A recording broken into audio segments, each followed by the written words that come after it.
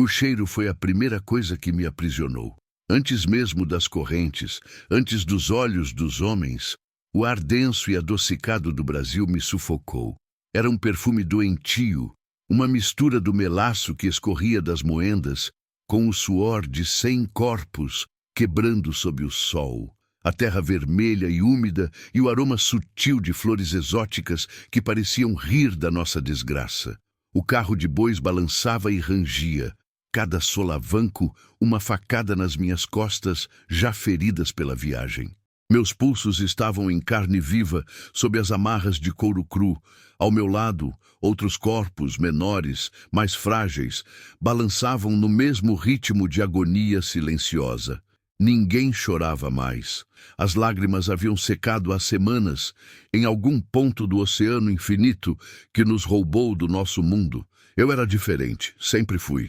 Em minha aldeia, minha altura era um presente dos deuses. Meu pai, o ferreiro, dizia que eu era feita da terra e do céu, forte como a montanha e alta como a palmeira mais nobre. Eu podia carregar 2 potes de água da nascente, quando as outras meninas mal aguentavam um.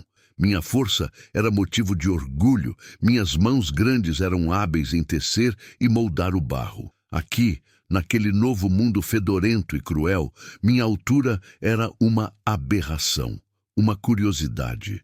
O homem de dentes amarelos que me vendeu no porto me beliscou, me mediu com os palmos e riu, dizendo ao comprador que eu era uma giganta inútil para o campo, boa talvez para assustar pássaros ou para ser exibida em feiras. Fui vendida por um punhado de moedas de cobre, o preço de uma cabra doente.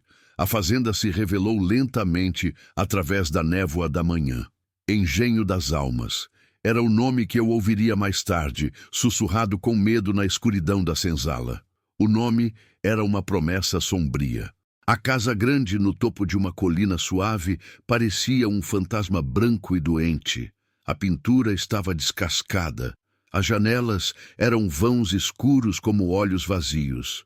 Em volta dela, os campos de cana se estendiam até onde a vista alcançava.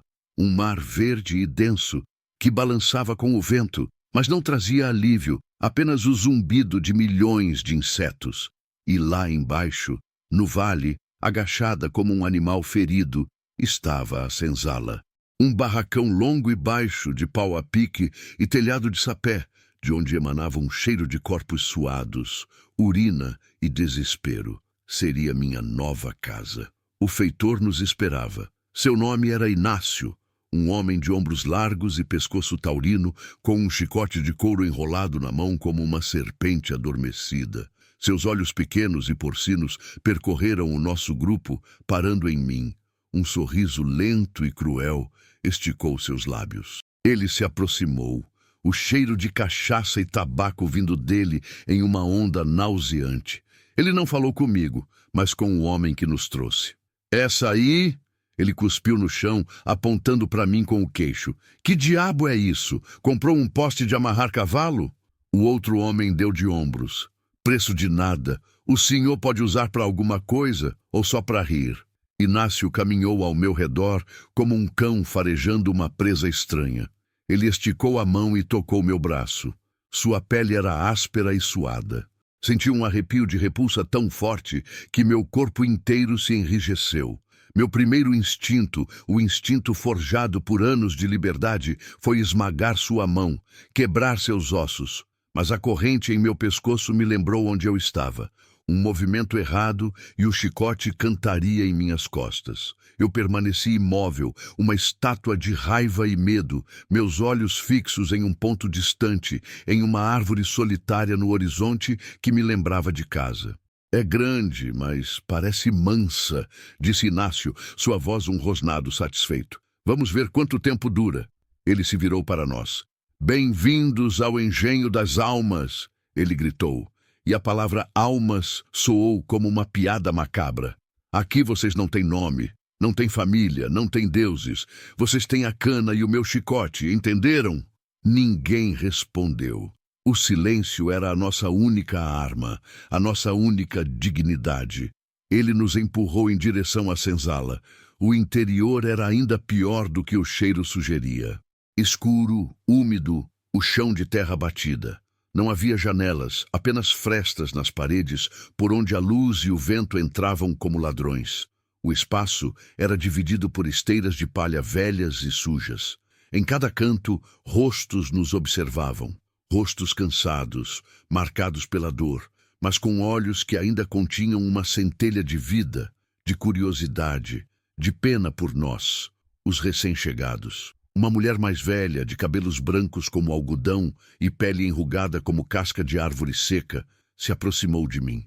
Ela era pequena e, para falar comigo, precisava inclinar a cabeça para trás. Seus olhos, no entanto, eram profundos e sábios. Você é alta como uma rainha, ela disse, sua voz um sussurro rouco. Eles terão medo de você, ou vão querer te quebrar. Qual o seu nome? Perguntei, minha voz saindo áspera pela falta de uso. Me chamam de Yolanda. E você? Amara. O nome pareceu estranho na minha boca, um eco de um mundo perdido. Amara, ela repetiu, saboreando a palavra. Nome forte. Não deixe que o tirem de você. É a única coisa que realmente nos pertence.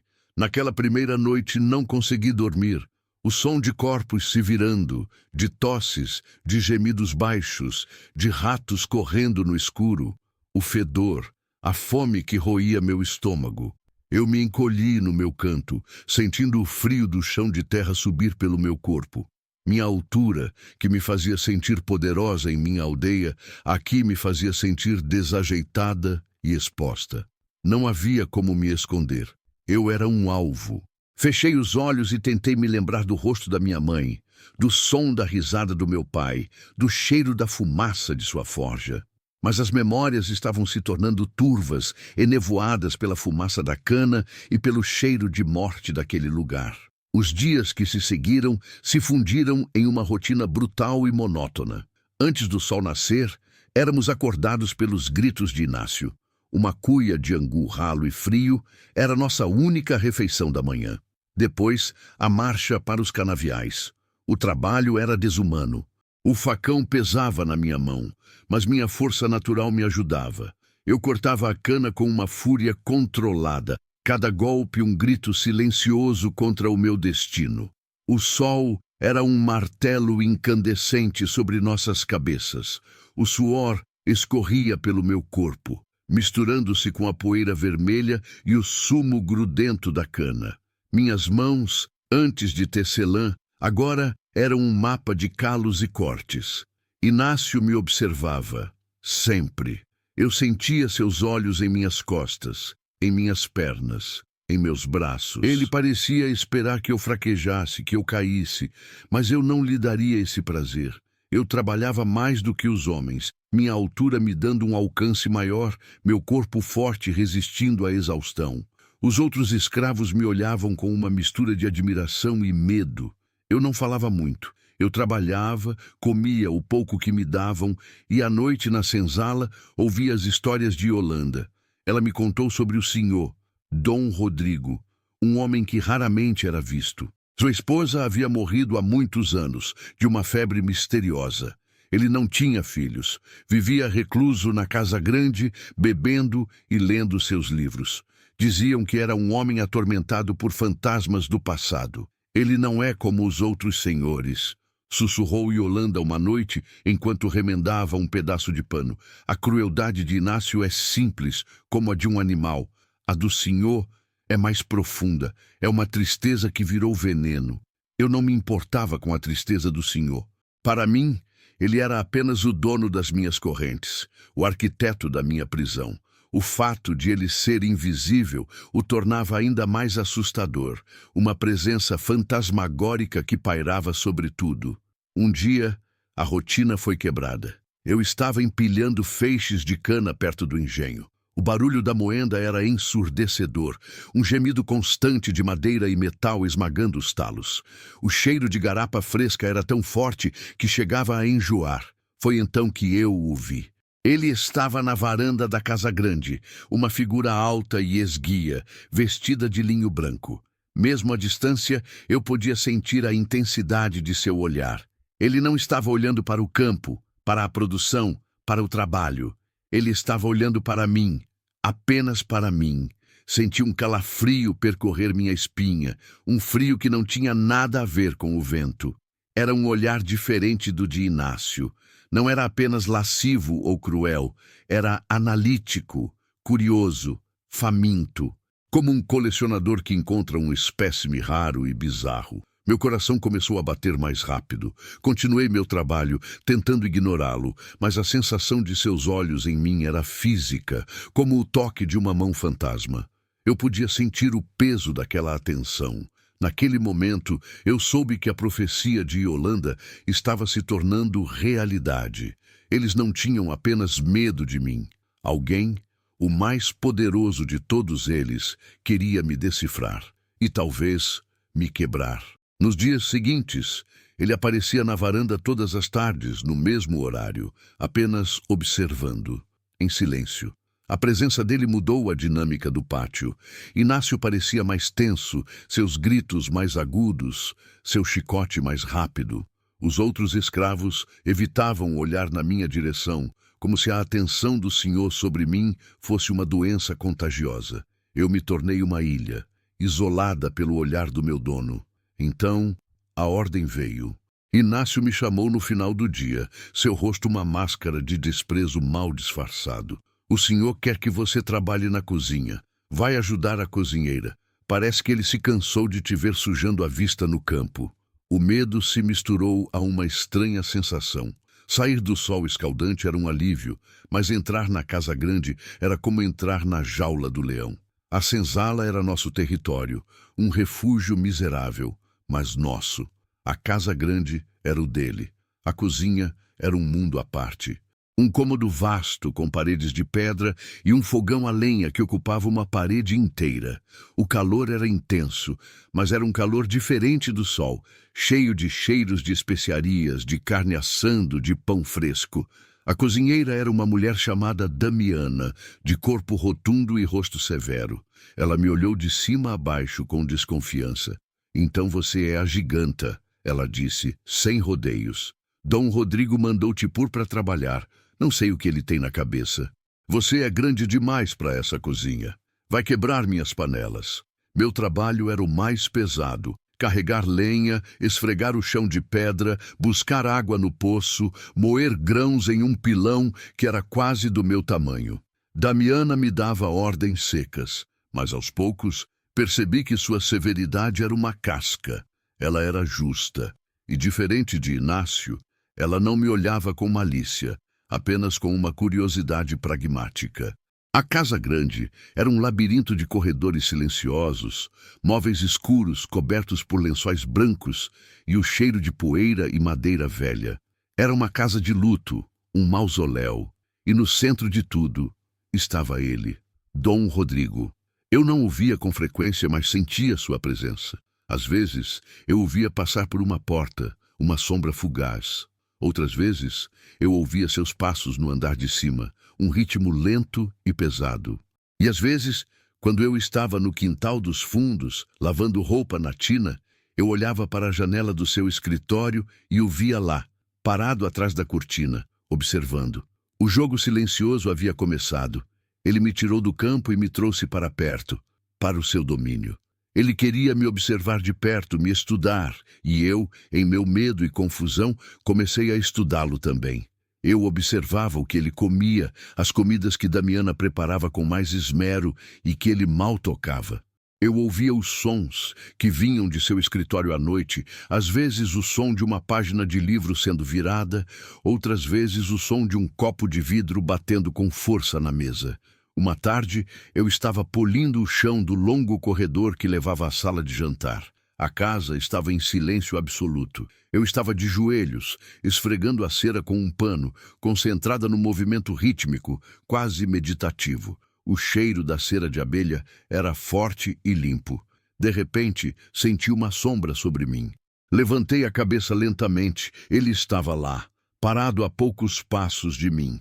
Dom Rodrigo. Vê-lo de perto era diferente. Ele era mais alto do que eu imaginava, mas de uma magreza quase doentia. Seu rosto era pálido, com olheiras profundas sob olhos escuros e febris.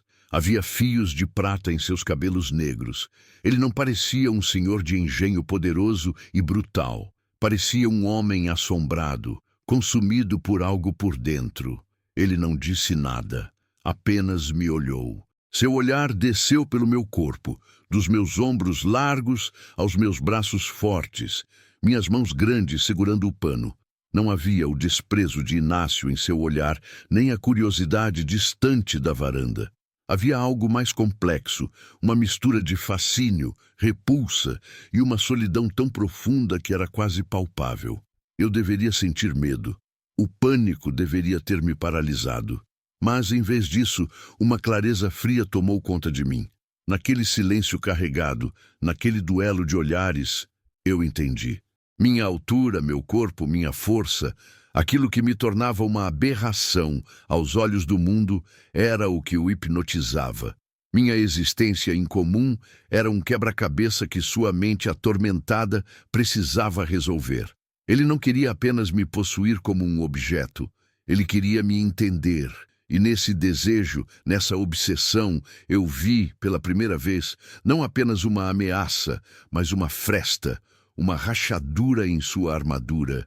Ele estendeu a mão, não para me tocar, mas como se fosse apontar para algo. Seus dedos tremiam ligeiramente. Você, ele começou a dizer, sua voz um sussurro rouco, como se não a usasse há muito tempo. É extraordinária. A palavra ecoou no corredor silencioso. Extraordinária. Não monstruosa, não inútil, extraordinária. Foi a primeira vez que alguém naquele lugar me definiu com algo que não fosse desprezo. E foi naquele momento que a semente de uma ideia perigosa começou a brotar em minha mente. A atenção dele não era uma maldição, era uma ferramenta. Talvez a única que eu teria. O medo ainda estava lá, um nó gelado no meu estômago, mas ao lado dele algo novo nascia. Uma determinação fria e afiada como a lâmina do meu antigo facão. Ele me via como um objeto curioso, uma peça rara em sua coleção de misérias. Ele estava obcecado não pela mulher, mas pelo fenômeno. Era uma sensação de ser prisioneira, não de correntes, mas de um olhar, de ser definida por um desejo que não era meu, de ser um reflexo da solidão e da escuridão dele. Se essa sensação é familiar para você, se você já se sentiu assim, um objeto na prateleira de outra pessoa, definido pela necessidade alheia e não por quem você realmente é, deixe seu like para mostrar que estamos juntos nesta jornada. Porque foi ali, no chão encerado daquela casa fantasma, sob o olhar febril do meu Senhor, que minha verdadeira luta começou. Eu não seria mais apenas a escrava Amara. Eu aprenderia a ser o que ele via, e usaria isso para desmantelar o mundo dele, peça por peça. A vida na cozinha me deu uma nova perspectiva. Eu ouvia mais, via mais. Damiana, apesar de sua fachada dura, falava sozinha enquanto cozinhava, reclamando do senhor, da falta de bons ingredientes, do calor. Pelas suas palavras, eu juntei os pedaços da história de Dom Rodrigo. Ele era o único herdeiro de uma linhagem antiga, mas decadente. A fazenda, antes próspera, estava afundada em dívidas. Sua esposa, Dona Isabel, era uma mulher da cidade, bonita e frágil, que nunca se acostumou com a solidão da vida no campo e definhou até morrer. Desde então, ele se fechou para o mundo. Eu aprendi a antecipar suas necessidades. Eu sabia qual chá ele gostava de tomar antes de dormir. Um chá de ervas amargas que Damiana preparava com relutância. Eu sabia que ele odiava o som de risadas altas. Eu sabia que ele passava horas em seu escritório, cercado de livros em línguas que eu não entendia. Eu me tornei uma observadora silenciosa, absorvendo cada detalhe. Minha presença na casa começou a se normalizar. O medo inicial dos outros poucos criados da casa, duas moças mais novas que cuidavam da limpeza, foi se dissipando, substituído por uma espécie de respeito cauteloso. Minha altura já não era um choque, era apenas um fato. Amara, a gigante da cozinha. Dom Rodrigo continuava seu jogo de observação. Às vezes, Ele me pedia para fazer tarefas que não faziam sentido. Uma vez, mandou que eu buscasse um livro pesado na prateleira mais alta de sua biblioteca. A escada estava ao lado, mas ele queria me ver esticar, usar minha altura. Eu subi na escada de qualquer maneira, lentamente, sentindo seus olhos queimando em minhas costas. Peguei o livro e o entreguei a ele. Nossas mãos se tocaram por uma fração de segundo. A pele dele era fria e seca, a minha quente e calejada. Ele recuou a mão como se tivesse levado um choque. Outra vez, ele derrubou de propósito um saco de grãos no chão da despensa e ordenou que eu o recolhesse, grão por grão. Era uma humilhação clara, um teste. Eu me ajoelhei e comecei a catar o milho, em silêncio, sem pressa. Eu não olhei para ele, mas sabia que ele estava na porta, observando cada movimento meu. Eu não lhe dei a satisfação de ver raiva ou lágrimas em meu rosto. Minha expressão era neutra, meu corpo obediente, mas por dentro eu estava forjando meu ódio em uma armadura. Cada grão que eu pegava era uma promessa a mim mesma. Eu iria sobreviver e eu iria vencer. Na senzala, à noite, eu contava a Yolanda sobre o estranho comportamento do senhor. Ela me ouvia com atenção, seus olhos sábios brilhando na penumbra. Cuidado, minha menina, ela me advertiu. A obsessão de um homem poderoso é como a areia movediça. Quanto mais você se debate, mais ela te engole. Ele não te vê como gente, ele te vê como um espelho escuro de si mesmo. O que eu faço então?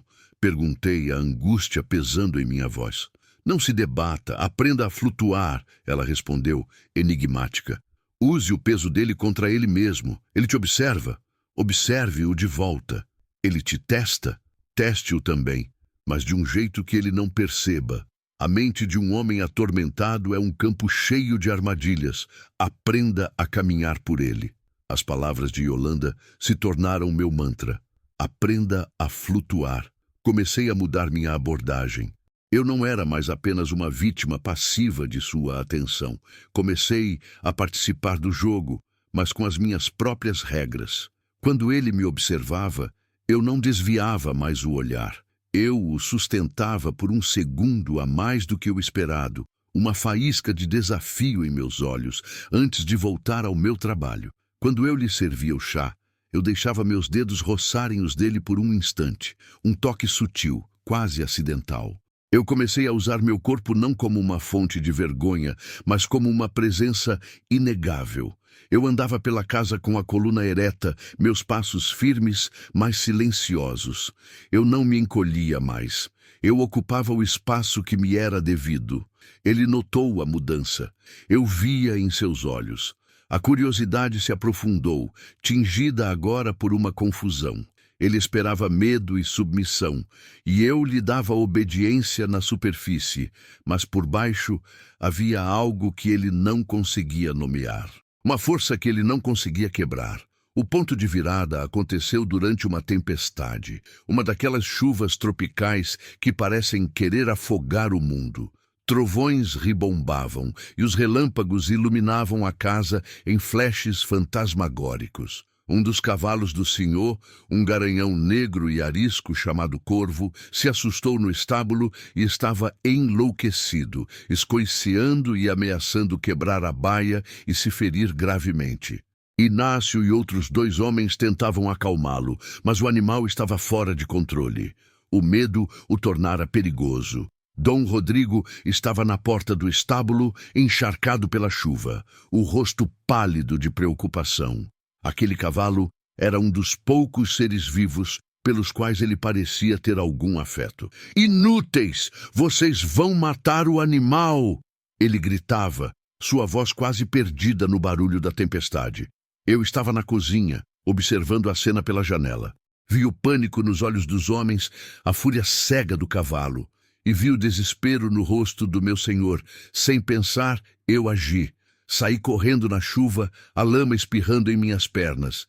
"O que você está fazendo aqui, sua giganta? Volte para dentro!" gritou Inácio quando me viu. Eu o ignorei. Fui até Dom Rodrigo. "Me deixe tentar, senhor." Eu disse, minha voz firme, apesar da chuva e do caos. Ele me olhou, surpreso. Havia hesitação em seus olhos, mas também uma centelha de desespero que o fez ceder. Ele acenou com a cabeça. Eu me aproximei da baia lentamente. O cavalo relinchou, seus olhos brancos de pavor. Os homens recuaram. Eu continuei avançando, sem movimentos bruscos. Comecei a cantarolar. Uma canção de ninar da minha terra, uma melodia suave e baixa que minha mãe cantava para mim. Eu não sabia se funcionaria com um animal, mas era a única coisa que me veio à mente. Eu continuei cantando, minha voz se misturando ao som da chuva. O cavalo parou de escoiciar. Ele virou a cabeça em minha direção, as orelhas se movendo, tentando localizar a fonte do som. Eu estendi a mão, lentamente, e continuei a cantarolar. Ele bufou, o ar quente de suas narinas tocando minha pele. Seus músculos ainda estavam tensos, mas a fúria cega havia passado. Está tudo bem, valente, eu sussurrei na minha língua nativa. A chuva vai passar, o medo vai passar. Toquei seu pescoço. Ele estremeceu, mas não recuou. Comecei a acariciá-lo, com movimentos longos e firmes, transmitindo calma através do meu toque. Aos poucos, o grande animal começou a relaxar. Sua respiração se acalmou. Ele encostou a cabeça em meu ombro, exausto. Eu fiquei ali por um longo tempo na chuva, com o cavalo, até que a tempestade diminuísse e ele estivesse completamente calmo. Quando me virei, Inácio e os outros homens me olhavam com espanto, mas meu olhar buscou o de Dom Rodrigo. Ele estava no mesmo lugar, encharcado, mas não parecia sentir o frio. Seu rosto era uma tela de emoções conflitantes, fascínio, incredulidade e algo mais. Algo que eu nunca tinha visto antes. Respeito. A tempestade passou, tanto lá fora quanto dentro de mim. Naquela noite, na cozinha, enquanto eu secava minhas roupas perto do fogão, o silêncio de Damiana era diferente. Não era mais de desconfiança, mas de uma perplexidade cautelosa. Ela me deu um pedaço de broa de milho com melaço, um luxo raro, sem dizer uma palavra. O gesto valeu por 1000. Na senzala, os olhares eram de puro assombro. Eu não era mais apenas a giganta forte.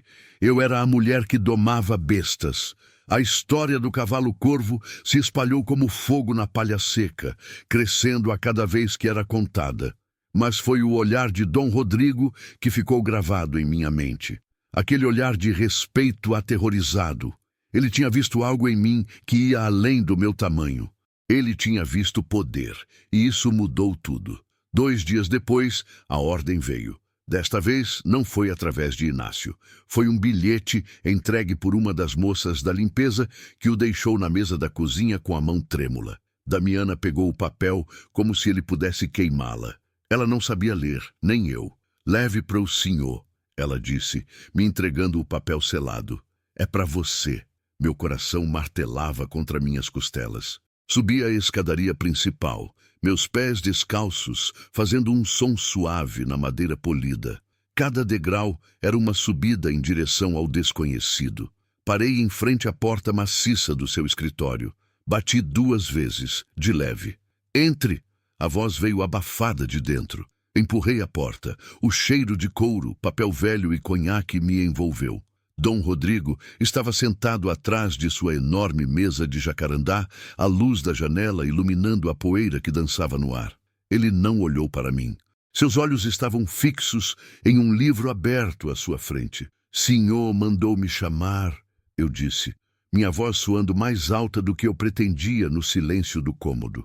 Ele finalmente levantou os olhos, o olhar febril de sempre, mas agora com uma nova intensidade. Ele apontou para uma cadeira de espaldar alto em frente à sua mesa, uma cadeira para visitantes. Nunca um escravo se sentava na presença do Senhor. Senti um arrepio. Era outro teste, uma quebra de todas as regras. Hesitei por um momento, depois caminhei e me sentei. A cadeira era dura e fria. Minha altura me fazia parecer ainda mais imponente sentada ali, cara a cara com ele. Eu não a chamei aqui para esfregar o chão, Amara, ele disse, e o som do meu nome em seus lábios foi um choque. Ele nunca o havia usado antes. A partir de hoje, você não trabalhará mais na cozinha. Um nó de gelo se formou no meu estômago. Ele ia me vender, me mandar de volta para o campo. Você cuidará de mim, ele continuou, como se lesse meus pensamentos. Servirá minhas refeições aqui, cuidará destes livros, manterá este escritório em ordem e ficará em silêncio, a menos que eu lhe dirija a palavra. Eu não conseguia respirar. Sair da cozinha para entrar em sua toca particular. Sair do domínio de Damiana para ficar sob o seu controle direto e absoluto. Era uma promoção que parecia uma sentença de morte. Por quê? A pergunta escapou dos meus lábios antes que eu pudesse contê-la. Foi uma insubordinação terrível. Seus lábios se curvaram em um sorriso mínimo, um espasmo de músculo em seu rosto pálido. Porque você não tem medo de monstros, nem os de 4 patas, nem, talvez, os de 2. Ele se recostou na cadeira, seus dedos longos tamborilando na capa de couro do livro. Você me intriga, mulher. Você é uma equação que eu não consigo resolver, e eu detesto equações não resolvidas. Eu entendi. A tempestade não me deu apenas o respeito dos outros. Deu a ele uma nova razão para sua obsessão. Ele não queria mais apenas me observar de longe. Ele queria me dissecar. Sim, senhor, eu disse, baixando a cabeça em um gesto de submissão que não sentia. Minha nova vida começou naquele dia. Mudei-me do meu canto na senzala para um pequeno quarto nos fundos da casa grande, perto da cozinha. Era pouco mais que um armário, com uma esteira dura no chão. Mas tinha uma pequena janela e, o mais importante, uma porta que eu podia fechar. Era uma solidão diferente, uma solidão que me isolava dos meus iguais e me aprisionava ainda mais perto dele. A reação foi imediata. Inácio me olhava com um ódio que era quase físico. Seus olhos prometiam violência. Ele não podia mais me dar ordens, não diretamente, e isso o consumia. Uma manhã, ele me encurralou no corredor que ligava a cozinha ao pátio. Ele cheirava a cachaça barata. Então a macaca de estimação agora dorme na casa grande. Ele rosnou, seu corpo bloqueando minha passagem. Acha que é melhor que os outros, não é? Acha que porque o senhor te olha, você virou rainha? Eu permaneci em silêncio, meu corpo tenso. Eu podia sentir o calor emanando dele, a raiva pura. Não se esqueça do seu lugar. Ele continuou dando um passo à frente, seu rosto a centímetros do meu. Você ainda é uma coisa, uma propriedade. E um dia o senhor vai se cansar do brinquedo novo. E quando esse dia chegar, eu estarei esperando. Ele cuspiu no chão perto dos meus pés e se afastou, rindo. Eu fiquei ali, tremendo, não de medo, mas de uma raiva fria. Ele era um cão raivoso, e eu sabia que ele morderia na primeira oportunidade. Damiana também mudou. Sua praticidade se transformou em uma distância fria. Ela me dava minhas refeições em silêncio, evitando o meu olhar. Para ela, eu havia cruzado uma linha, me tornado uma mucama da casa. Uma posição que muitas vezes vinha com privilégios, mas também com o desprezo daqueles que labutavam sob o sol. Eu estava perdida em um limbo. Não pertencia mais à senzala, mas certamente não pertencia à casa grande. A pessoa cuja opinião mais me importava era Yolanda. Na primeira noite em que consegui escapar para a senzala, a encontrei sentada do lado de fora, como se estivesse me esperando. O ar noturno estava cheio do som dos grilos e do cheiro de fumaça de lenha. Eles me contaram, ela disse, sua voz suave. Você está no ninho da serpente agora. Eu não tive escolha, Yolanda, eu disse, sentando-me no chão perto dela. A terra ainda parecia mais um lar do que o meu novo quarto. Sempre há uma escolha, Amara. Mesmo quando parece que não há. Você poderia ter recusado. E depois, voltar para o campo sob o chicote de Inácio? Ser vendida para um dono ainda pior? Ele me quer perto. Pelo menos aqui, eu posso ver o golpe chegando. Ela balançou a cabeça lentamente, seus olhos cheios de uma tristeza profunda. Você não entende o perigo. Não é o chicote dele que você deve temer. É a mente dele. Ele vai te encher com a solidão dele, com a escuridão dele. Ele vai tentar te refazer a imagem dos fantasmas dele. Você é forte, minha menina, Mas a alma humana não é como um osso. Quando quebra, nem sempre se conserta. Suas palavras eram como pedras afiadas. Eu sentia as lágrimas queimando meus olhos, as primeiras em muitos meses. Eram lágrimas de medo, de solidão, de raiva por minha própria impotência. O que eu faço, então? Minha voz era um sussurro quebrado. Devo apenas aceitar o facão no campo até meu corpo ceder? Devo esperar que Inácio me quebre por esporte? A atenção dele é a única coisa que me diferencia de um animal de carga neste lugar. É a única arma que eu tenho. Yolanda estendeu sua mão enrugada e tocou meu rosto. Sua pele era como um pergaminho antigo. Se é uma arma que você segura, então aprenda a usá-la. Mas saiba disto. Toda arma tem 2 gumes. Ao cortar seu inimigo, você também se corta. Não deixe que ele roube quem você é, Amara. Lembre-se da sua aldeia.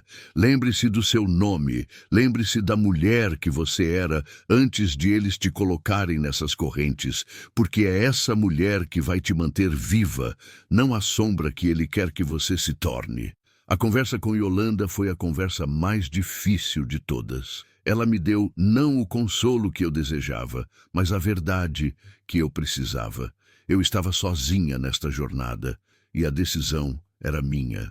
Naquela noite, deitada na minha esteira dura no quartinho solitário, eu debati comigo mesma. O medo me dizia para fugir, para me fazer pequena e inútil, para que Dom Rodrigo perdesse o interesse. Mas meu orgulho, a força que meu pai sempre admirou em mim, se recusava a se curvar. Eu não fui feita para me esconder, eu fui feita para ficar de pé. A profecia de Yolanda se provou verdadeira. Ele tentou me preencher com sua escuridão. Meus dias eram passados em seu escritório, um santuário de silêncio e melancolia. Minha tarefa era simples: limpar, organizar, servir. Mas era muito mais do que isso. Eu era sua plateia. Ele lia para mim. Poemas em francês e latim, línguas cujos sons eram estranhos e belos, mas cujo significado eu não compreendia. Ele não os traduzia. Ele apenas queria a presença de alguém para ouvir a ressonância das palavras no silêncio. Eu ficava em pé, perto da janela, imóvel como uma estátua, enquanto sua voz enchia o cômodo. Eu aprendi a ler suas emoções pelo tom de sua voz, pela maneira como suas mãos seguravam o livro. Ele me mostrava seus mapas, velhos mapas amarelados da África. Ele traçava com o dedo a costa de onde eu vim. Você é daqui? Ele perguntava. Ou daqui. Ele não queria realmente saber. Ele queria me lembrar que eu era um espécime exótico, um ponto em seu mapa, uma posse. No começo, eu apenas assentia. Mas lembrando das palavras de Yolanda, comecei a mudar. Um dia, ele estava mostrando um mapa e apontando para uma região. Os homens aqui são conhecidos por sua ferocidade. Ele disse, mais para si mesmo do que para mim. As mulheres também, eu disse, minha voz baixa, mas clara. Ele parou, surpreso. Ele me olhou e, pela primeira vez, vi um brilho de interesse genuíno em seus olhos. Não apenas a curiosidade de um colecionador. Conte-me, ele disse. E eu contei. Contei sobre as mulheres da minha aldeia, sobre a força delas, sobre como elas administravam o mercado, aconselhavam os anciãos e como eram elas que mantinham as histórias do nosso povo vivas. Eu não contei tudo. Eu dei a ele apenas fragmentos, pequenas peças de um quebra-cabeça que ele não podia completar. Eu estava aprendendo a controlar a narrativa. Eu não era apenas o objeto da história dele. Eu tinha a minha própria. O jogo se tornou mais sutil, mais perigoso. Ele me testava e eu o testava de volta. Uma noite, ele estava bebendo mais do que o habitual. O cheiro de conhaque era forte no ar. Ele estava de pé, perto da janela, olhando para a escuridão. Eles dizem que esta casa é assombrada. Ele disse, sua voz arrastada, pelo fantasma da minha esposa. Você acredita em fantasmas, Amara? Eu acredito que os vivos são assombrados, senhor. Não pelas almas dos mortos, mas pelas memórias do que fizeram a eles. Ele se virou bruscamente, seus olhos faiscando. Por um momento pensei que ele ia me bater. Ele deu um passo em minha direção, cambaleando ligeiramente. Ele era alto, mas eu era mais. Ele teve que levantar o queixo para me encarar. Ele estendeu a mão e tocou meu rosto, sua mão fria contra minha pele. Não foi um toque de desejo, mas de desespero. Um homem se afogando, se agarrando a qualquer coisa que flutuasse. Você é tão sólida, ele sussurrou, tão real. Tudo mais parece estar se desfazendo em pó. Meu coração estava batendo como um tambor de guerra. O medo estava lá, gelado e paralisante. Mas a voz de Yolanda ecoou em minha mente. Aprenda a flutuar. Eu não recuei. Eu não tremi. Eu o encarei. Meus olhos firmes. Eu deixei que ele visse a força que ele tanto buscava, a solidez que lhe faltava. Ele deixou a mão cair e recuou, parecendo envergonhado, confuso. Voltou para sua mesa e esvaziou o copo de um só gole. Saia, ele ordenou sem olhar para mim. Eu saí em silêncio. Mas quando fechei a porta atrás de mim, eu sabia que algo havia mudado para sempre. Eu não era mais apenas a observadora. Eu era um participante ativo na sua desolação. Ele estava começando a se apoiar em mim, a precisar da minha presença como um viciado precisa de sua droga. Naquela noite, eu tomei minha decisão. A resistência interna, as dúvidas, o medo, tudo isso se cristalizou em uma única e fria certeza. Yolanda estava certa, eu estava dançando com a morte, mas eu não seria uma parceira passiva. Eu aprenderia os passos, eu conduziria a dança, eu não usaria apenas a obsessão dele como uma arma de defesa, eu a usaria como uma ferramenta de conquista. Ele me via como um espelho de sua escuridão, uma criatura extraordinária para preencher seu vazio. Pois bem, eu seria o espelho mais magnífico que ele já viu. Eu refletiria não apenas sua escuridão, mas também sua dependência, sua fraqueza, até que ele não conseguisse mais distinguir sua própria imagem da minha. Eu me tornaria tão essencial para a sua existência quanto o ar que ele respirava. Eu não seria mais a Mara, a escrava. Eu me tornaria uma ideia, uma presença, uma força da natureza dentro daquela casa em ruínas. A jornada da propriedade para o poder havia começado. E o primeiro passo seria fazer com que o senhor de engenho se tornasse meu primeiro e mais devoto cativo. Meu primeiro passo no novo jogo foi o silêncio. Um silêncio diferente daquele que eu mantinha na cozinha, que era o silêncio da submissão. Este era um silêncio de observação, um silêncio de caça. Eu me movia pelo escritório de Dom Rodrigo como uma sombra alta, limpando o pó de seus livros de filosofia com uma delicadeza que contradizia meu tamanho, esvaziando seus copos de conhaque com a mão firme, arrumando suas penas e tinteiros com uma precisão geométrica. Eu aprendi o mapa de sua desordem. O livro que ele deixava aberto por dias era o que atormentava seus pensamentos. A pena jogada de lado com a ponta quebrada significava frustração. O copo vazio antes do meio-dia significava desespero. Eu me tornei a curadora silenciosa de sua melancolia. Ele, por sua vez, me tratava como parte da mobília. Uma mobília exótica e viva, mas ainda assim uma peça de seu ambiente. Ele continuou a ler em voz alta, mas agora algo havia mudado. Ocasionalmente ele parava e me olhava, como se esperasse uma reação. Eu não lhe dava nenhuma. Minha face era uma tela em branco, meus olhos atentos, mas impenetráveis. Eu o estava treinando, como havia treinado o cavalo-corvo. Estava acostumando-o à minha presença constante, à minha calma, até que ele não se sentisse mais completo sem ela. A primeira vez que quebrei meu silêncio de forma calculada foi 2 semanas depois de começar meu novo trabalho. Ele estava lendo um trecho de um poeta romano, sua voz carregada de uma tristeza teatral. As palavras em latim eram como música para mim, sem sentido, mas cheias de emoção. Quando ele terminou, o silêncio pesou no ar. "É bonito, senhor", eu disse, minha voz baixa, vinda do canto onde eu polia uma caixa de prata. Ele se sobressaltou, como se uma estátua tivesse falado. Ele me encarou, seus olhos escuros se estreitando. "Você não entende uma palavra."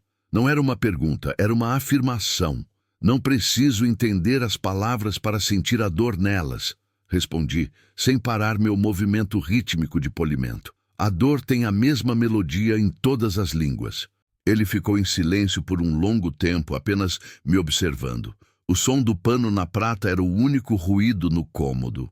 Ele não leu mais naquele dia, mas no dia seguinte, quando pegou um livro, ele olhou para mim antes de começar, e quando leu, parecia que estava lendo para mim, não mais para as paredes.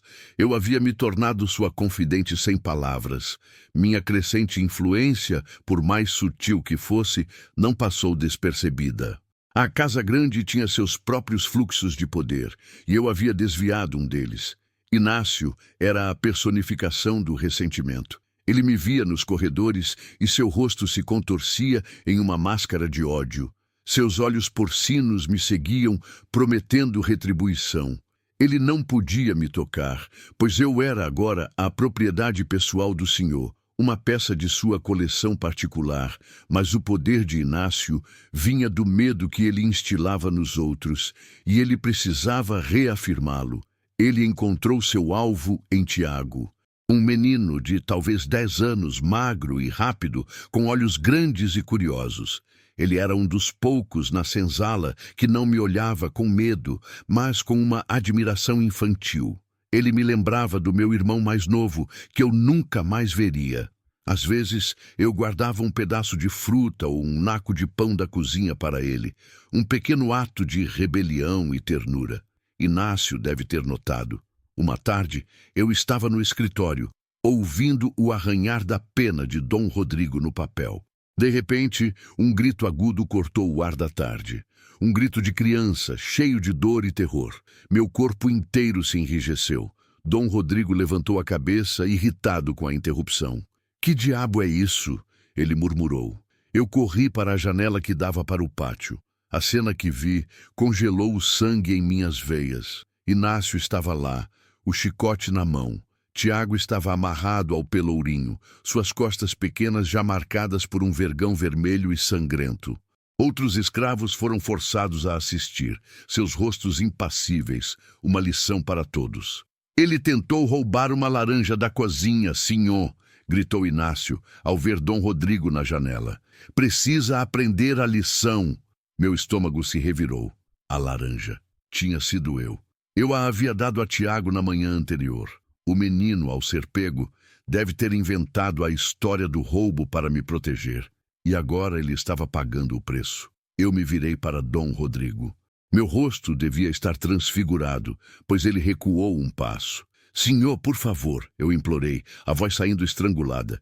"Ele é só um menino. Foi um engano." "Um engano ou não, a disciplina deve ser mantida", ele disse, sua voz fria, os olhos evitando os meus. "Inácio sabe o que faz." "Ele não sabe. Ele é cruel. Isso não é disciplina, é tortura." "Chega, Amara!" ele gritou, e sua voz estalou como um chicote. "Volte ao seu trabalho. O assunto não lhe diz respeito." Eu fiquei ali, paralisada, enquanto outro grito ecoava pelo pátio. Cada golpe do chicote em Tiago era um golpe em mim. Eu sentia o corte em minha própria pele, o gosto de sangue na minha boca. Eu havia entrado no jogo do poder, e aquela era a resposta de Inácio. Ele não podia me ferir, então ele feria o que eu amava. Naquele momento, eu entendi a verdadeira natureza da minha luta. Não era um duelo de vontades entre mim e Dom Rodrigo. Era uma guerra em múltiplas frentes, e as baixas seriam aqueles que eu tentava proteger. Naquela noite, fui à senzala. O cheiro de suor e medo era mais forte do que nunca. Encontrei Tiago deitado de bruços em uma esteira, sua mãe aplicando uma pasta de ervas em suas costas dilaceradas. Ele choramingava baixo. Quando me viu, seus olhos se encheram de pavor. Ele pensou que eu estava com raiva dele. Ajoelhei-me ao seu lado. "Você foi corajoso, Tiago", sussurrei, minha voz embargada. "Mais corajoso que qualquer homem nesta fazenda." Sua mãe me olhou, com olhos que continham um universo de dor e resignação. Não havia acusação neles, apenas uma tristeza infinita. Eu era a causa da dor de seu filho, mesmo que indiretamente. O privilégio que me protegia era a maldição dele. Saí da senzala e encontrei Yolanda sentada sob a mesma árvore de sempre, como uma sentinela da noite. O poder tem um preço, minha menina, ela disse, sem que eu precisasse falar nada. E raramente é quem o empunha que paga a conta. Eu fui tola, Yolanda. Pensei que poderia jogar o jogo deles, mas as regras são feitas para que nós sempre percamos. Você não perdeu ainda, ela disse, sua voz firme. Você apenas aprendeu o quão alto é o custo da aposta. Inácio te mostrou os dentes. Agora você precisa mostrar a ele que sua mordida é mais forte. Como? Dom Rodrigo não me ouviu.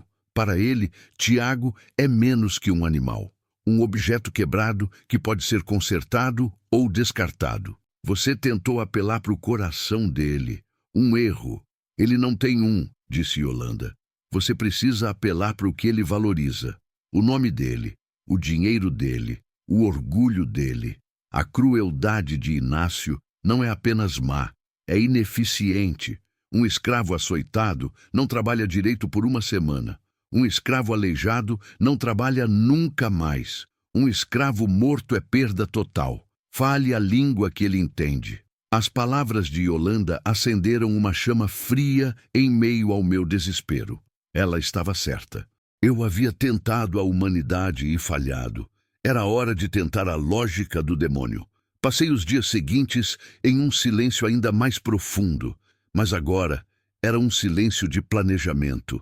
Eu observava tudo, anotava mentalmente cada falha de Inácio, o desperdício de sementes no plantio, o equipamento que quebrava por falta de manutenção, o gado que adoecia por negligência, o tempo perdido com punições brutais que paralisavam o trabalho por horas.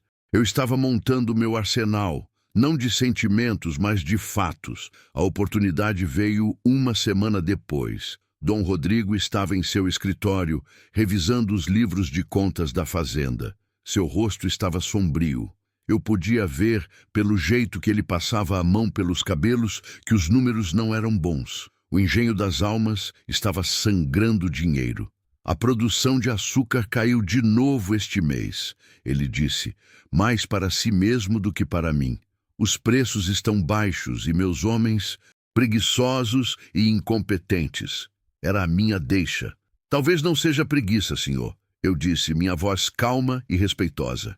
Ele ergueu os olhos, surpreso pela minha ousadia. E o que seria então, Amara? Você agora é uma especialista em agricultura? Eu sou uma especialista em trabalho, senhor, e vejo muito trabalho desperdiçado.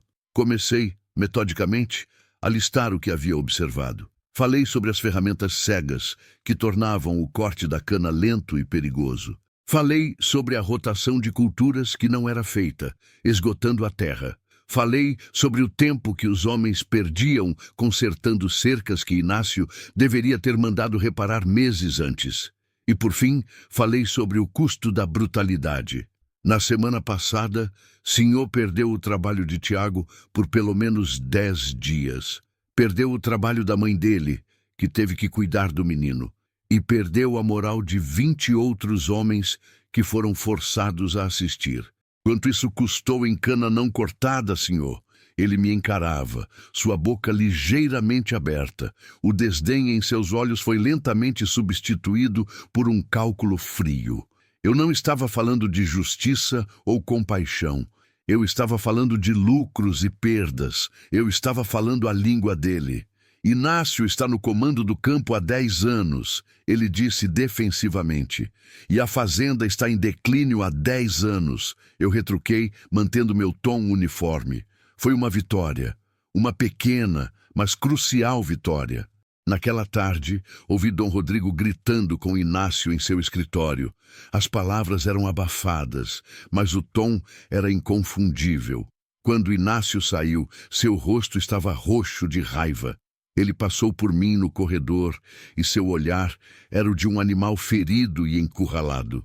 Ele não disse nada, mas eu sabia que havia declarado guerra aberta. A vida na fazenda mudou. Dom Rodrigo começou a me fazer perguntas. No começo, eram sobre o campo, sobre o trabalho. Depois, sobre as pessoas. Quem era bom em quê? Quem era confiável? Quem era preguiçoso? Eu me tornei seus olhos e ouvidos. Eu respondia com honestidade, mas com cuidado, usando minhas respostas para proteger os fracos e expor os brutais. Eu estava, lentamente, me tornando a administradora não oficial do engenho. Meu relacionamento com Dom Rodrigo também se aprofundou em um território estranho e perigoso. A dependência dele da minha presença era quase total. Uma noite, fui acordada por gritos vindos de seu quarto. Corri para lá e o encontrei no meio de um pesadelo, debatendo-se sob os lençóis, o suor brilhando em sua testa. "Isabel, não me deixe!" ele gritava. Hesitei na porta, mas seus gritos eram tão cheios de agonia que agi por instinto. Aproximei-me da cama e toquei seu ombro. "Senhor, acorde, é só um sonho." Ele abriu os olhos, selvagens e desfocados. Por um momento ele não me reconheceu. Então, seu olhar se fixou em mim. Ele agarrou minha mão com uma força surpreendente. "Não vá", ele sussurrou, a voz rouca de sono e medo. "Fique, apenas fique até o amanhecer." E eu fiquei. Sentei-me em uma cadeira ao lado de sua cama, minha mão ainda presa na dele. A lua entrava pela janela, banhando o quarto em uma luz prateada. Ele não dormiu mais, mas também não falou. Apenas segurou minha mão como uma criança se agarrando à mãe no escuro. Naquele silêncio, eu não era a escrava Amara. Eu era a âncora que o impedia de ser levado pela maré de seus fantasmas. O poder que eu sentia naquele momento era imenso e aterrorizante. Era o poder da necessidade. Ele precisava de mim não apenas para sua fazenda, mas para sua sanidade. Mas toda vitória no engenho das almas era seguida por uma sombra. Minha ascensão me isolou ainda mais. Na senzala, os olhares de admiração foram substituídos por desconfiança e medo. Eu era a favorita do senhor. Eu dormia na casa grande. Eu tinha poder. Para eles, eu estava me tornando um deles. Damiana mal falava comigo na cozinha. Sua hostilidade era uma parede de gelo. Eu estava em um trono solitário, construído no meio do inferno. A noite escura da minha alma chegou com a estação das chuvas. Não uma chuva passageira, mas um dilúvio que durou semanas, transformando a terra vermelha em um mar de lama. O trabalho no campo parou. O mofo começou a crescer nas paredes da senzala. E com a umidade veio a doença, uma febre. Começou com uma criança, depois se espalhou como fogo invisível. Os corpos queimavam por dentro, os delírios roubavam as mentes. Yolanda, com seu conhecimento de ervas, trabalhava sem parar, mas a doença era forte demais. As pessoas começaram a morrer, primeiro os mais velhos, depois os mais fracos. Eu fui até Dom Rodrigo, o pânico me dando uma coragem imprudente. "Senhor, as pessoas estão morrendo. Precisamos de um médico da cidade. Precisamos de remédios." Ele me olhou de sua cadeira confortável, um livro no colo. "Um médico custa caro, Amara. E o que ele poderia fazer? É uma praga. Acontece. Eles são seus trabalhadores, sua propriedade. Você está deixando seu patrimônio morrer de febre na lama." "Eu o substituo quando a chuva passar", ele disse, com uma frieza que me gelou até os ossos. Sempre há mais navios chegando da África. Naquele momento, toda a ilusão de poder que eu havia construído se desfez. Eu podia influenciá-lo em questões de lucro, podia acalmar seus pesadelos, mas não podia lhe dar um coração. Diante da morte e da despesa, eu era apenas a conselheira de um tirano, e as vidas do meu povo eram apenas números em seu livro Razão. Eu havia falhado, miseravelmente. A pior parte foi o golpe de Inácio. Vendo a doença se espalhar, ele viu sua chance. Ele foi até Dom Rodrigo e plantou a semente do veneno. "É feitiçaria, senhor", ouviu dizer do lado de fora da porta do escritório. "É a giganta. Desde que ela subiu na casa, trouxe má sorte. Ela fala com os espíritos. Ela que trouxe essa doença para nós." Era uma acusação perigosa, mortal. Naquele tempo e lugar, a feitiçaria era uma sentença de morte. Eu esperava que Dom Rodrigo risse, que o dispensasse como o tolo que era. Mas ele não o fez. A superstição estava entranhada naquela terra. E ele, Um homem atormentado por fantasmas era um terreno fértil para o medo. Ele me chamou ao escritório naquela noite. A chuva batia nas janelas como dedos esqueléticos. Ele não me pediu para sentar. Inácio diz que você pratica as artes das trevas. Ele disse, sua voz sem emoção. Diz que você é a causa desta febre. Inácio é um mentiroso e um covarde. Eu disse, minha voz tremendo de raiva. A causa da febre é a fome, o frio e o desespero que ele impõe ao nosso povo. Nosso povo? Ele repetiu, um sorriso cruel em seus lábios. Eles são o meu povo, Amara, minha propriedade, assim como você. Ele se levantou e caminhou até mim.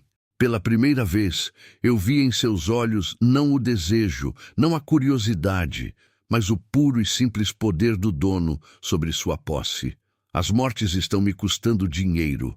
A superstição está deixando os outros com medo de trabalhar. Eu preciso de um bode expiatório.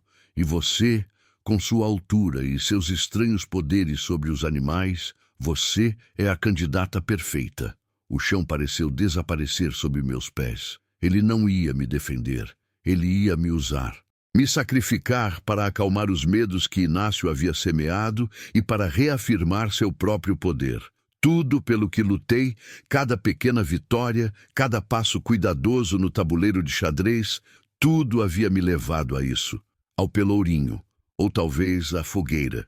Você não pode fazer isso. Eu sussurrei, o desespero me sufocando. Eu sou útil para você. Você foi, ele corrigiu. Mas talvez seja mais útil agora como um exemplo. Ele estendeu a mão e tocou meu pescoço, seus dedos frios como gelo. É uma pena. Você era de fato extraordinária. Fui trancada no depósito de ferramentas, um cômodo escuro e úmido que cheirava a ferrugem e terra molhada. A noite mais longa da minha vida. Eu estava de volta ao ponto de partida. Pior. Antes eu era uma escrava anônima. Agora eu era uma bruxa condenada. A profecia de Yolanda se cumprira. A obsessão dele havia me engolido. Eu me debati e afundei. Eu pensei em fugir. Mas para onde? A mata era densa e desconhecida, e os capitães do mato eram implacáveis. Pensei em lutar, mas como trancada e desarmada? O desespero era uma mortalha fria. Eu me encolhi no chão, o corpo tremendo, e chorei. Chorei pela minha mãe, pelo meu pai, por Tiago, por Yolanda, por todo o meu povo perdido. E chorei por mim mesma, pela tola que acreditou que poderia mudar seu destino. Foi no fundo desse poço que uma nova clareza emergiu. Uma clareza nascida da ausência total de esperança. Se eu ia morrer, não seria como a bruxa de Inácio ou o exemplo de Dom Rodrigo. Eu morreria como Amara. Eles me queriam como um símbolo do mal, eu lhes daria um símbolo. Eles queriam uma bruxa, eu seria a mais poderosa que eles já viram. Quando Inácio veio me buscar na manhã seguinte, acompanhado por 2 outros capangas, eu não estava mais chorando. Eu estava de pé, no centro do cômodo, esperando por eles. Havia uma calma em mim que os assustou. Vamos, sua feiticeira! O senhor quer um espetáculo. Eles me levaram para o pátio. A chuva havia parado, mas o céu estava cinza e pesado. Quase todos da fazenda estavam lá, reunidos em um silêncio temeroso. Vi Tiago, o rosto inchado de choro. Vi Damiana, o rosto impassível.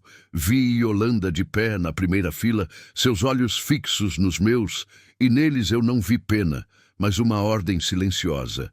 Lute. Dom Rodrigo estava na varanda da Casa Grande, observando de cima, como um imperador romano. Inácio me amarrou ao pelourinho, o mesmo onde Tiago havia sofrido. Ele rasgou a parte de cima do meu vestido, expondo minhas costas. Ele pegou o chicote. Esta mulher trouxe a praga para nós com sua magia negra. Ele gritou para a multidão. Hoje ela pagará. Ele ergueu o chicote. O mundo pareceu ficar em câmera lenta. Eu não fechei os olhos. Eu olhei diretamente para Dom Rodrigo. E então eu fiz a única coisa que me restava. Eu ataquei não com força, mas com a verdade. Não há praga. Minha voz soou pelo pátio, forte e clara, fazendo Inácio parar, surpreso. Há veneno, e o feitor de vocês é quem o serve. Um murmúrio percorreu a multidão. Inácio ficou pálido. Cala a boca, sua vaca. Pergunte a ele, senhor, continuei, meus olhos ainda fixos em Dom Rodrigo.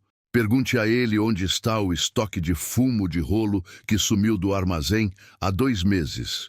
O mesmo fumo que, se misturado em pequenas doses na água do Poço da Senzala, causa febre, delírios e morte lenta. O silêncio no pátio era absoluto.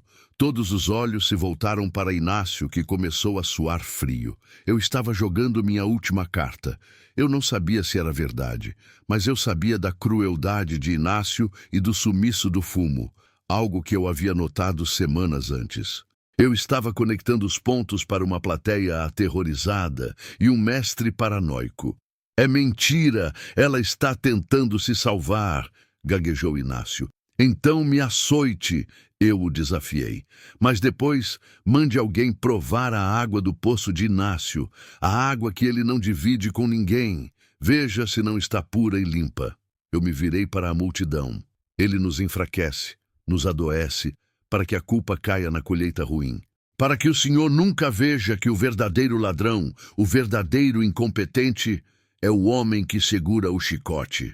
A lógica era perversa, mas plausível.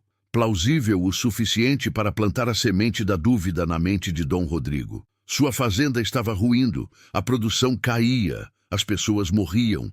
Ele precisava de uma explicação. A feitiçaria era uma, a sabotagem deliberada era outra, muito mais tangível. Ele desceu as escadas da varanda lentamente. Seus olhos não estavam mais em mim, mas em Inácio, que tremia visivelmente. Inácio, disse Dom Rodrigo, sua voz perigosamente calma. Mostre-me o seu poço. Foi o fim. Eles encontraram o fumo escondido no galpão de Inácio.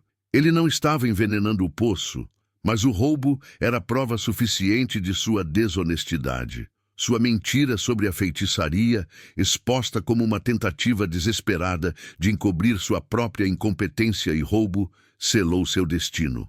Eu fui desamarrada. Dom Rodrigo não me pediu desculpas. Ele não reconheceu meu papel. Ele apenas se virou para mim, antes de ordenar que levassem Inácio. Você não é uma bruxa, ele disse, quase para si mesmo. Você é algo muito mais perigoso. Naquele dia, eu não ganhei minha liberdade, mas eu ganhei algo mais. Eu me tornei uma lenda. Para os escravos, eu era a mulher que enfrentou o feitor e o diabo e venceu. A queda de Inácio não foi uma celebração.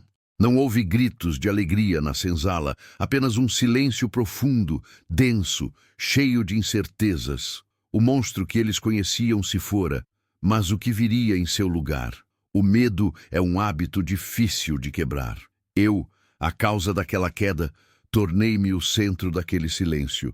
Nos olhos do meu povo, eu via o espanto, a admiração, mas também um novo tipo de medo. Eu não era mais uma deles. Eu havia conversado com o diabo na varanda da Casa Grande e saído ilesa. Para eles, eu pertencia agora ao mundo dos espíritos e dos senhores. Dom Rodrigo se recolheu. Por 3 dias, ele não saiu de seu escritório. As refeições que eu levava eram mal tocadas. Ele se sentava em sua cadeira, olhando para o vazio, a garrafa de conhaque sempre ao seu lado. Ele havia exercido seu poder, sim, mas a revelação da traição e da podridão sob seu comando o havia esvaziado. Ele era o rei de um castelo de cartas podres, e eu havia soprado uma delas. O pátio, sem os gritos de Inácio, parecia vasto e mudo. O trabalho continuava, por pura força do hábito, mas sem direção, sem propósito. A fazenda estava à deriva, um navio sem leme, e seu capitão estava trancado em sua cabine, conversando com seus fantasmas. No 4º dia, eu soube que o silêncio não podia mais continuar. A inércia era um veneno tão lento quanto o fumo de Inácio. Tomei uma decisão. Naquela manhã, em vez de esperar por ordens, eu agi. Fui até o armazém de ferramentas, o mesmo lugar onde eu havia sido trancada. O cheiro de ferrugem ainda estava lá, mas para mim, agora cheirava a renascimento. Chamei 2 dos homens mais velhos e fortes, homens cujos olhos eu via respeito, não medo. As lâminas dos facões estão cegas, eu disse, minha voz calma, mas inquestionável. A moenda precisa de graxa. O trabalho hoje não será no campo, será aqui. Vamos consertar o que está quebrado.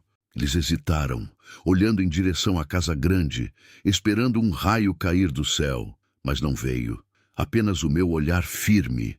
Eles assentiram e começaram a trabalhar. A notícia se espalhou. Em poucas horas, o pátio, antes silencioso, estava cheio do som de martelos batendo no metal, de pedras de amolar cantando contra o aço. Era o som do trabalho com propósito, o som da ordem sendo restaurada, não pelo chicote, mas pela necessidade. Eu não gritei. Eu não dei ordens como um feitor. Eu caminhava entre eles, observando, aprendendo.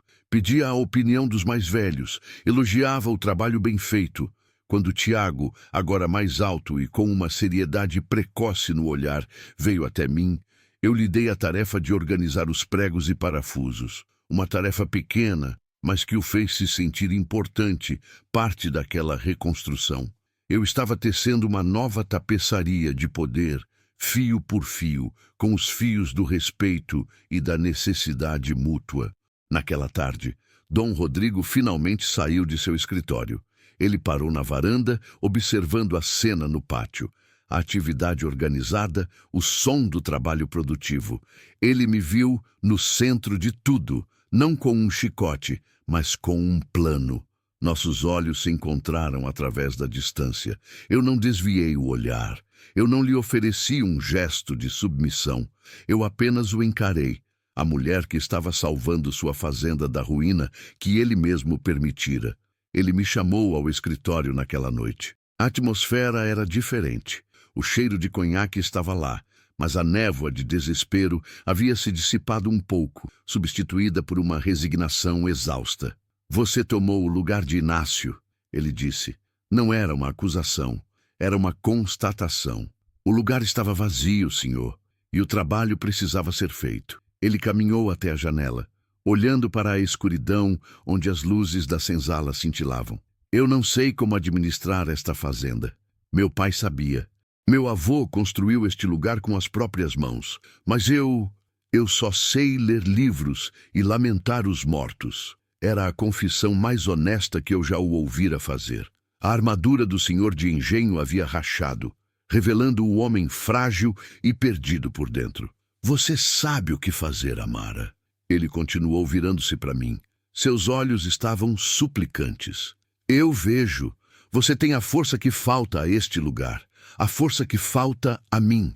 Marie, ele foi até sua mesa, abriu uma gaveta e tirou um pesado molho de chaves de ferro. As chaves do armazém, do celeiro, da despensa principal. As chaves do poder. Ele caminhou até mim e as estendeu.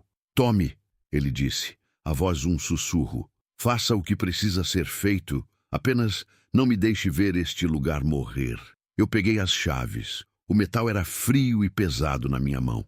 Era o peso do meu antigo grilhão, transformado no símbolo da minha autoridade. Eu não disse obrigado. Agradecer seria admitir que era um presente. E não era. Era uma rendição. Sim, senhor. Foi tudo o que eu disse. A partir daquele dia, eu me tornei a senhora de fato do engenho das almas. Meu quarto foi movido para dentro da casa grande. Um quarto de hóspedes que não era usado há anos, com uma cama de verdade e uma janela que dava para o nascer do sol.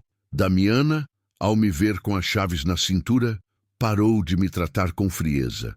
Sua praticidade venceu seu preconceito. Ela viu que a ordem e a abundância haviam retornado à sua cozinha. Ela começou a me perguntar o que deveria ser preparado, a discutir comigo os estoques. Tornou-se minha aliada mais pragmática. Na senzala, a mudança foi mais lenta, mais profunda. Eu usei meu novo poder para instituir mudanças que eles nunca haviam sonhado. A ração de comida aumentou. Roupas novas foram distribuídas. Os doentes não eram mais deixados para morrer.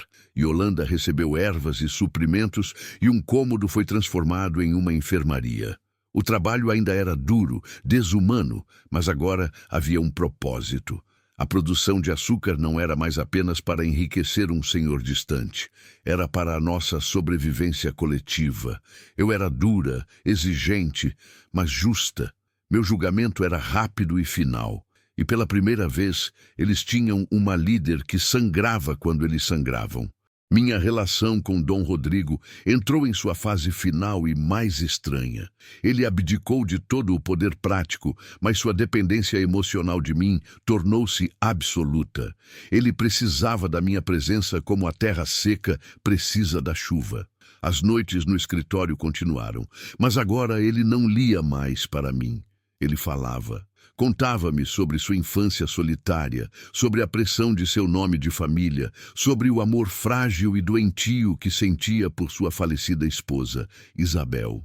Ele me mostrava os retratos dela, uma mulher pálida, de beleza delicada, com olhos tristes.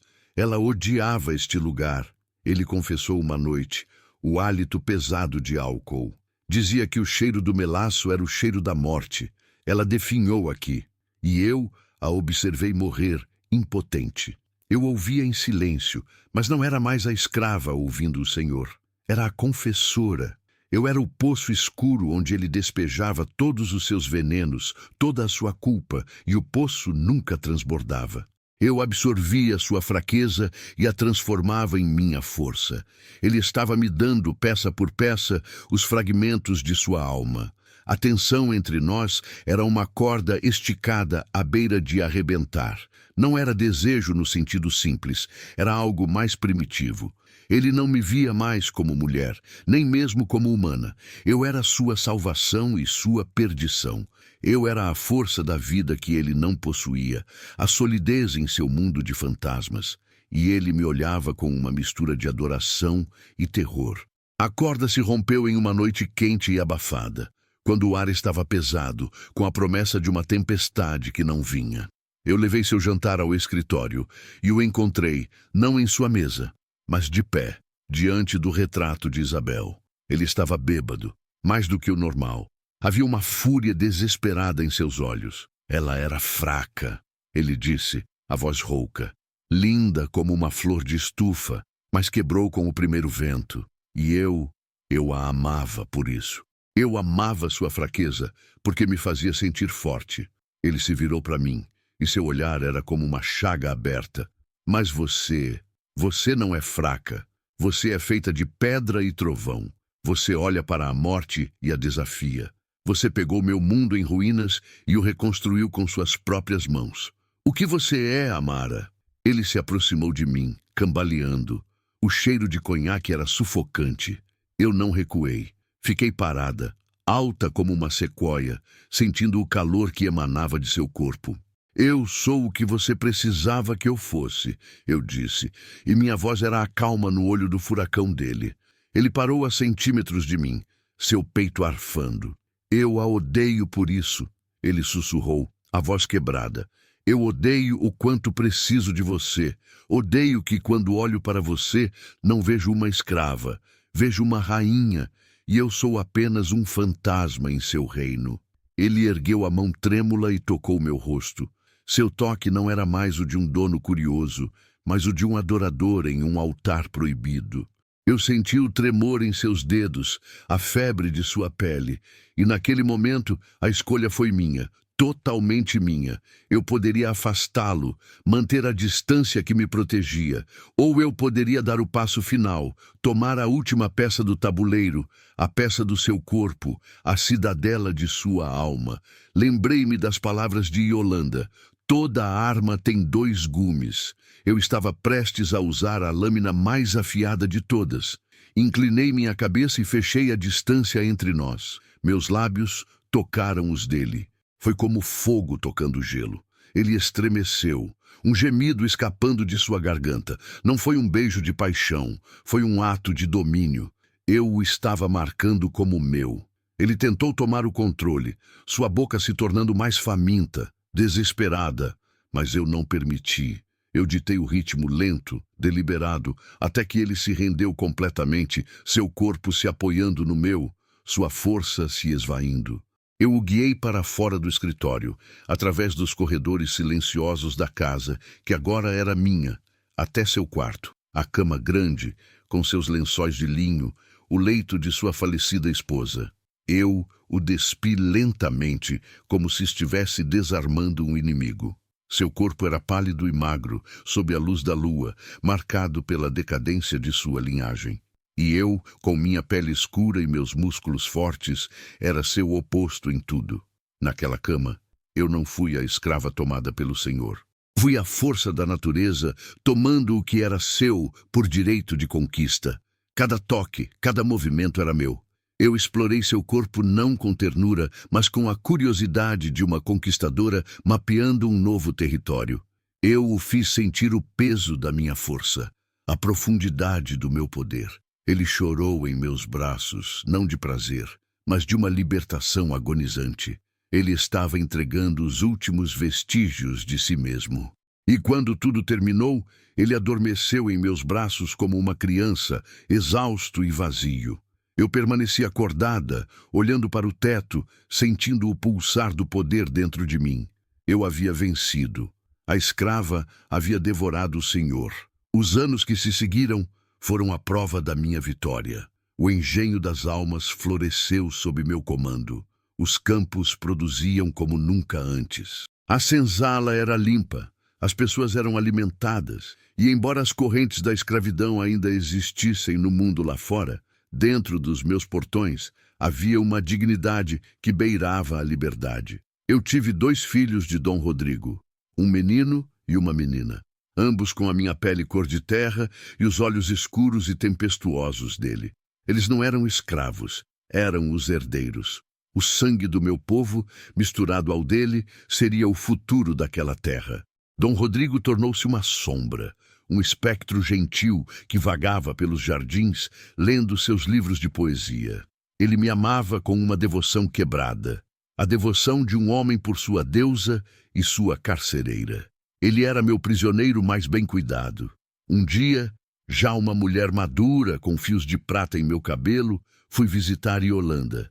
Ela estava velha, frágil, deitada em uma esteira limpa em sua cabana, que agora era a melhor da senzala. Ela já não enxergava bem, mas seu espírito era tão afiado quanto sempre. Ela segurou minha mão, seus dedos como galhos secos. A rainha que eu vi no primeiro dia, ela sussurrou, um sorriso em seus lábios enrugados. Você construiu um reino a partir de cinzas, minha menina. Eu construí uma gaiola dourada, Yolanda. Eu disse, a verdade pesando em mim. Ainda somos escravos. A escravidão é uma corrente no corpo, mas também uma corrente na mente. Ela respondeu, você quebrou a corrente da mente, deu a eles orgulho, deu a eles esperança. O resto virá. As árvores mais altas crescem das sementes mais pequenas. Ela morreu naquela noite, em paz, e eu entendi a lição final dela. Minha jornada não era sobre alcançar a liberdade para mim mesma. Era sobre plantar a semente da liberdade para as gerações futuras, para os meus filhos, para o meu povo. Eu comecei como uma curiosidade, um objeto vendido por menos que um animal. Eles olharam para o meu corpo e viram uma aberração, uma ferramenta, um recipiente para seus desejos e medos. Eles tentaram me definir, me limitar, me quebrar. Mas eles não entendiam que o que eles viam como minha estranheza era a fonte da minha força. Eu peguei a obsessão do meu Senhor e a transformei em minha coroa. Eu peguei o medo dos homens e o transformei em meu cetro. Eu reescrevi meu destino não com tinta, mas com vontade, inteligência e a recusa absoluta em ser menos do que eu era. Minha história prova que o poder não está sempre nas mãos de quem segura o chicote. Às vezes, ele reside na mente inquebrável daquele que se recusa a se curvar. Às vezes, para conquistar um reino, você não precisa derrubar os muros. Você precisa seduzir o rei. Esta jornada de propriedade a poder é uma prova de que nossas circunstâncias não precisam definir nosso destino. A verdadeira força está em pegar as armas que apontam para você e aprender a empunhá-las. Inscreva-se para mais histórias de transformação que desafiam o impossível. E comente abaixo, Qual é a percepção que os outros têm de você que você transformará em sua maior força hoje?